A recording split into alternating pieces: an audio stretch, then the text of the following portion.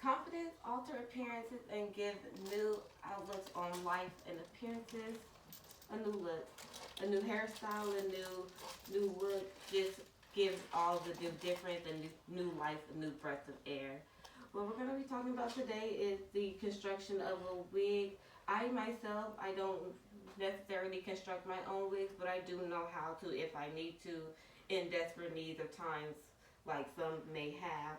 But it is some key points that we do have to talk about to get a good constructed wig and make sure that it has good lasting, low maintenance, and that you're getting your full bang for your buck and that it's worth everything. So while the end results are high desirable and flawless, a lace frontal wig that looks like you grew it out yourself effortlessly takes a lot of work to achieve and a lot of effort. It's a lot of details and a lot of steps that you do have to go through. And just before the wig can even start being constructed, it takes a lot of consideration and steps to make it all possible. First things first, we can begin to unravel the ventilation and the very foundation of what a good wig is and how and what you would need to achieve that look that does look like it is your own natural hair. The foundation itself is always good. Very flat, neat braids going to the back, or you know, any type of braids, just as long as they're flat, neat, and crisp. Making sure that they're flat so that way once you do put on your wig cap and on top of your wig, those extra layers won't add bulginess. So that way it doesn't look like a helmet or a hat. Like how mine look, it looks like it's something sitting on top of my head, but if I was to take it off, I do have hair under, so it'll be flat. So that's the look that you want to achieve, just very natural flatness and straightness with whatever type of hair texture that you desire, whether it's curly, straight, or anything. You still want it to always be straight, natural looking, and flat, so that way it doesn't look like a hair helmet, because that's what we're not going for. Okay. So with the ventilation, making sure your lace cap can breathe.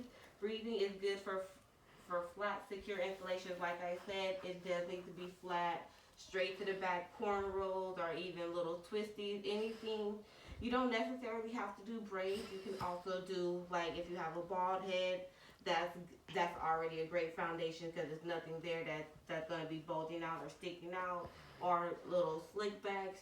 If some people I know, if they do have hair, they make sure that they get it all the way flat, securing it, making sure that they gel it down to the scalp, and doing a very tight ponytail to the back of the head to make sure that they are achieving that flatness and they have something for the wig to clip onto in the back.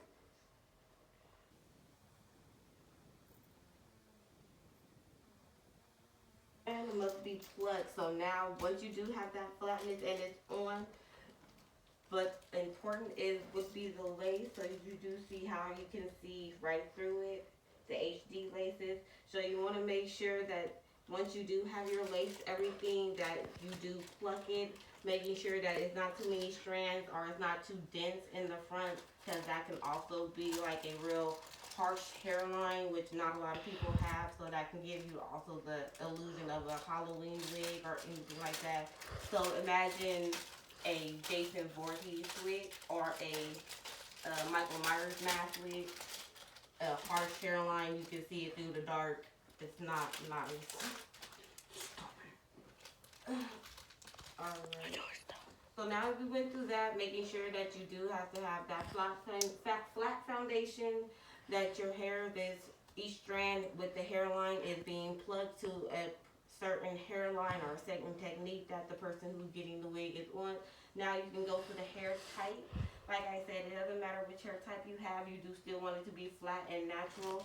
This one that I have in my hand right here is a very curly, deep wave texture. So whether I wet it or wear it dry, I really don't have to do too much to it. It's still going to have that same curls and it's going to hold itself, so that way it's great for summer, winter. It's still going to give you that hold and protection without all the maintenance with it. They do have different grades of hair, going from 9A to 12A. 12A being the best, 9A being the worst. that is the synthetic and fiber blend hair that will like literally just melt on your hot tools when you're trying to style it, which is one of the more high maintenance ones, but you can't do too much with it. So that's the only problem that we have with that. So the hair type and hair choice is really, really, really important, because if you can't be able to style it, then you're not going to be able to achieve the looks that you're going for, or the inspirations to go for. Okay. That you got your lace plucked, already ready to go. You got your wig ready. You know what type of hair you're going to be working with. You know what maintenance and how much you're going to have to put in time with it and everything.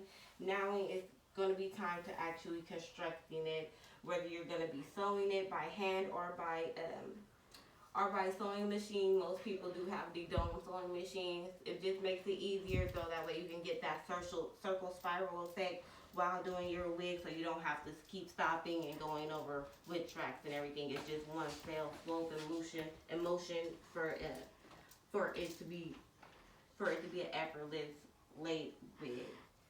So once you do have that, like I said, whether it's by hand or by sewing machine, you have your wig constructed, you have it all put together. It will come like this. If you order it off of any type of wear, or if you make it yourself, this will be what it finally looks like, washed, blow dried, everything.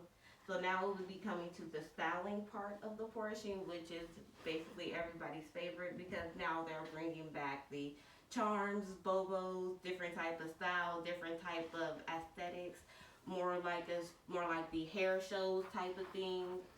So it's just more of showing out your creativity and giving your imagination room to blossom with hair and achieve the way that you want to be able to. So with that being said, I do know what I do like to do with this wig personally. I like to leave it curly, do a little side part, make sure a little bun in the back. Like I said, with charms, I do like to do little charms, gold clips, butterfly clips. A lot of people like to do a lot of that.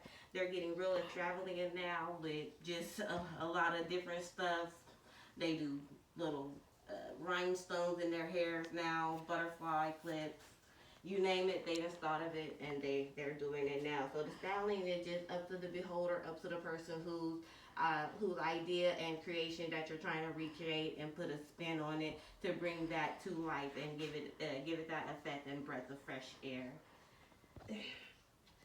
And so with that, let's go ahead and just recap. So that was but everything to create a flawless, effortlessly placed wig. You would be melting it into the skin, making sure that it looks like it is growing out of the scalp. You already got your perfect type of hair. You know that you need to have a flat foundation. Once you get it styling and you bring it to life, that is your piece of artwork.